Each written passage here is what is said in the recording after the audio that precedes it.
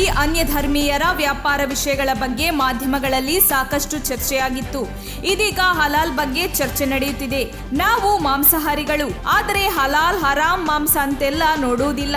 ನಾವು ಮಾಂಸವನ್ನು ತಂದು ಪೂಜೆಗಿಡುವುದಿಲ್ಲ. ವರ್ಷದ ತೊಡಕಿಗೆ ಗುಡ್ಡೆ ಮಾಂಸ ಮಾರುತ್ತಾರೆ. ಇದು ವಿವಾದ ಎಂದೇಕೆ ಬಿಂಬಿತವಾಗಬೇಕು ಎಂದು ಮಾಜಿ ಮುಖ್ಯಮಂತ್ರಿ ಕುಮಾರಸ್ವಾಮಿ ವಿಧಾನಸಭೆಯಲ್ಲಿ ಪ್ರಶ್ನಿಸಿದರು.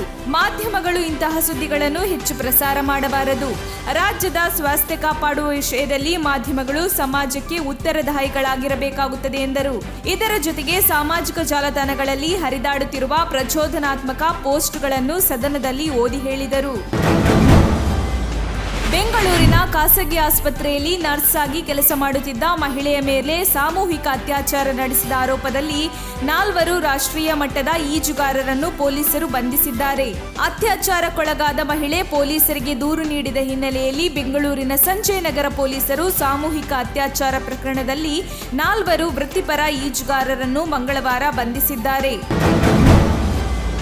ಸಾಲ ಮರುಪಾವತಿ ಮಾಡದ ಹಿನ್ನೆಲೆ ಹೋಮ್ ಸ್ಟೇಯನ್ನು ಬ್ಯಾಂಕ್ ಸಿಬ್ಬಂದಿ ಜಪ್ತಿ ಮಾಡಿದ ಘಟನೆ ಚಿಕ್ಕಮಗಳೂರು ತಾಲೂಕಿನ ಹಿರೇಕೊಳಲೆ ಗ್ರಾಮದಲ್ಲಿ ನಡೆದಿದೆ. ಲೇಕ್ ವ್ಯೂ ಹೋಮ್ ಸ್ಟೇಯನ್ನು ಬ್ಯಾಂಕ್ ಸಿಬ್ಬಂದಿ ಜಪ್ತಿ ಮಾಡಿದ್ದಾರೆ. ಚಿಕ್ಕಮಗಳೂರು ನಗರದ ಪಟ್ಟಣ ಸಹಕಾರ ಬ್ಯಾಂಕ್ ಮುಟ್ಟುಗೋಲು ಹಾಕಿದೆ ಎನ್ನಲಾಗಿದೆ. ಕಾಂಗ್ರೆಸ್ ಮುಖಂಡ ಶ್ರೀಧರ್ ಉರಾಳ್ ಎಂಬುವರಿಗೆ ಸೇರಿದ ಜಾಗ ಇದಾಗಿದ್ದು 20 ಲಕ್ಷ ರೂಪಾಯಿ ಅಸಲು ಬಡ್ಡಿ ಮರುಪಾವತಿ ಮಾಡದ ಹಿನ್ನೆಲೆ ಹೋಮ್ ಸ್ಟೇಯನ್ನು ಇಂದು ಜಪ್ತಿ ಮಾಡಲಾಗಿದೆ ಎನ್ನಲಾಗಿದೆ.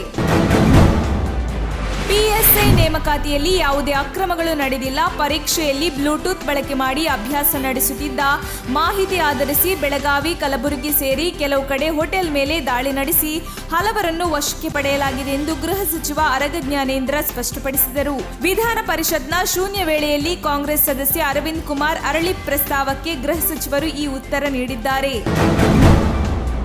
ಟಿಪ್ಪು ಮತಾಂಧನಲ್ಲ, ಹಿಂದೂ ವಿರೋಧಿಯಲ್ಲ. ಟಿಪ್ಪು ಎಲ್ಲಾ ಧರ್ಮದವರಿಗೆ ಕೊಡುಗೆ ನೀಡಿದವನು. ಶೃಂಗೇರಿ ಮಠಕ್ಕೆ ಹೋಗಿ ಟಿಪ್ಪು ಬಗ್ಗೆ ಕೇಳಿ. ಮರಾಠರಿಂದ ಮಠ ಉಳಿಸಿದ್ದು ಟಿಪ್ಪು ಎಂದು ಪರಿಷತ್ ಸದಸ್ಯ CM ಇಬ್ರಾಹಿಂ ಹೇಳಿಕೆ ನೀಡಿದ್ದಾರೆ. ಮಾಧ್ಯಮಗಳೊಂದಿಗೆ ಮಾತನಾಡಿದವರು, ಟಿಪ್ಪು ಜೊತೆ ಇದ್ದ ಮಂತ್ರಿಗಳು ಬ್ರಾಹ್ಮಣರು. ಶೃಂಗೇರಿಯಲ್ಲಿ ತಾಮ್ರದ ಪತ್ರ ಇವತ್ತಿಗೂ ಇದೆ ನೋಡಿ. ಹಲಾಲ್ ಕಟ್ ಬಗ್ಗೆ ಮಾತನಾಡ್ತಾರೆ ಎಂದರು. ಗೋಕಾಕ್ ಜನತೆಗೆ ಸಿಹಿ ಸುದ್ದಿ ನೀಡಿರುವ ಶಾಸಕ ರಮೇಶ್ ಜಾರಕಿಹೊಳಿ ದಿ ಕಾಶ್ಮೀರ್ ಫೈಲ್ ಚಿತ್ರವನ್ನು ಉಚಿತ ವೀಕ್ಷಣೆಗೆ ಅವಕಾಶ ಮಾಡಿಕೊಟ್ಟಿದ್ದು, ರಮೇಶ್ ಜಾರಕಿಹೊಳಿ ನೇತೃತ್ವದಲ್ಲಿ ಉಚಿತ ಚಿತ್ರ ಪ್ರದರ್ಶನ ಇರಲಿದೆ. ಗೋಕಾಕ್ ನಗರದಲ್ಲಿರುವ ಲಕ್ಷ್ಮಿ ಹಾಗೂ ಆನಂದ ಚಿತ್ರಮಂದಿರಗಳಲ್ಲಿ ರಮೇಶ್ ಜಾರಕಿಹೊಳಿ ಪ್ರಾಯೋಜಕತ್ವದಲ್ಲಿ ಇಂದಿನಿಂದ 8 ದಿನಗಳ ಕಾಲ ನಿತ್ಯ ಬೆಳಿಗ್ಗೆ 9 ರಿಂದ ದಿ ಕಾಶ್ಮೀರ್ ಫೈಲ್ ಚಿತ್ರ ಉಚಿತ ಪ್ರದರ್ಶನ ನಡೆಯಲಿದೆ. ಟಿಪ್ಪು ಮತಾಂಧ, ಹಿಂದೂ ವಿರೋಧಿಯೇ? ಟಿಪ್ಪು ಸುಲ್ತಾನ್ ಪಠ್ಯ ಯಾಕಿರಬೇಕು? ಮಕ್ಕಳಿಗೆ ಪ್ರಾಸ್ತವ ಇತಿಹಾಸ ತಿಳಿಸಬೇಕು ಎಂದು ಶಾಸಕ ರಘುಪತಿ ಭಟ್ ಹೇಳಿಕೆ ನೀಡಿದ್ದಾರೆ. ಕೊಲ್ಲೂರಿನಲ್ಲಿ ಟಿಪ್ಪು ಹೆಸರಲ್ಲಿ ಮಂಗಳಾರತಿ ಆಗ್ತಿಲ್ಲ. ಈ ಬಗ್ಗೆ ಆಡಳಿತ ಮಂಡಳಿಯೇ ಸ್ಪಷ್ಟನೆ ಕೊಟ್ಟಿದೆ. ಹಲಾಲ್ ಕಟ್ ಮಾಡಿ ಅಂತ ಅವರ ದೇವರಿಗೆ ನೈವೇದ್ಯ ಅರ್ಪಿಸುತ್ತಾರೆ, ನಂತರ ನಮಗೆ ಮಾರಾಟ ಮಾಡ್ತಾರೆ. ನಾವು ಹಲಾಲ್ ಕಟ್ಗೆ ವಿರೋಧ ಮಾಡಲ್ಲ, ಆದ್ರೆ ನಮ್ಮವರು ಖರೀದಿಸಬೇಡಿ ಎಂದಷ್ಟೇ ಹೇಳ್ತಿರೋದು. ಮೊದಲು ನಮಗೆ ಯಾವುದು ಗೊತ್ತಾಗ್ತಿರ್ಲಿಲ್ಲ, ಈಗ ಎಲ್ಲವೂ ಗೊತ್ತಾಗ್ತಿದೆ, ಪ್ರಶ್ನಿಸುತ್ತಿದ್ದೇವೆ ಎಂದರು. ದಿ ಕಾಶ್ಮೀರ್ ಫೈಲ್ ಚಿತ್ರವನ್ನು ಯೂಟ್ಯೂಬ್ನಲ್ಲಿ ಬಿಡುಗಡೆ ಮಾಡಿ ಎಂದು ಹೇಳಿಕೆ ನೀಡಿದ್ದನ್ನು ವಿರೋಧಿಸಿ ಭಾರತೀಯ ಜನತಾ ಪಾರ್ಟಿ ಯುವ ಮೋರ್ಚಾ ಕಾರ್ಯಕರ್ತರು ದೆಹಲಿ ಮುಖ್ಯಮಂತ್ರಿ ಅರವಿಂದ್ ಕೇಜ್ರಿವಾಲ್ ಅವರ ಮನೆಯ ಗೇಟ್ಗೆ ಕೇಸರಿ ಬಣ್ಣ ಬಳಿದು ಪ್ರತಿಭಟನೆ ನಡೆಸಿದ್ದಾರೆ. ಇನ್ನು ಪ್ರತಿಭಟನೆ ತಾರಕಕ್ಕೇರಿದ ಪರಿಣಾಮ ಪ್ರತಿಭಟನಾಕಾರರನ್ನು ನಿಯಂತ್ರಿಸಲು ದೆಹಲಿ ಪೊಲೀಸರು ಜಲಫಿರಂಗಿ ಪ್ರಯೋಗಿಸಿದ್ದಾರೆ. ಹಲಾಲ್ ಮಾಂಸ ನಿಷೇಧ ಮಾಡುವ ಬಗ್ಗೆ ಸೋಷಿಯಲ್ ಮೀಡಿಯಾಗಳಲ್ಲಿ ಪ್ರಚೋದನೆ ಮಾಡುವಂತಹ ಪೋಸ್ಟ್ ವಿಡಿಯೋ ಹಾಕಿದ್ರೆ ಅಂತವರ ವಿರುದ್ಧ ಕಾನೂನು ಕ್ರಮ ಕೈಗೊಳ್ಳಲಾಗುತ್ತದೆ ಎಂದು ಗೃಹ ಸಚಿವ ಆರಗ ಜ್ಞಾನೇಂದ್ರ ಎಚ್ಚರಿಕೆ ನೀಡಿದ್ದಾರೆ.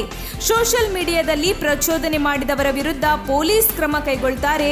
ಪೊಲೀಸರು ಅದರ ಮೇಲೆ ನಿಗಾ ಇಟ್ಟಿದ್ದಾರೆ. ಪ್ರಚೋದನೆ ಹೇಳಿಕೆ ಕೊಟ್ಟರೆ ಪರಿಗಣಿಸಿ ಕ್ರಮ ಕೈಗೊಳ್ಳಲಿದ್ದಾರೆ ಎಂದರು.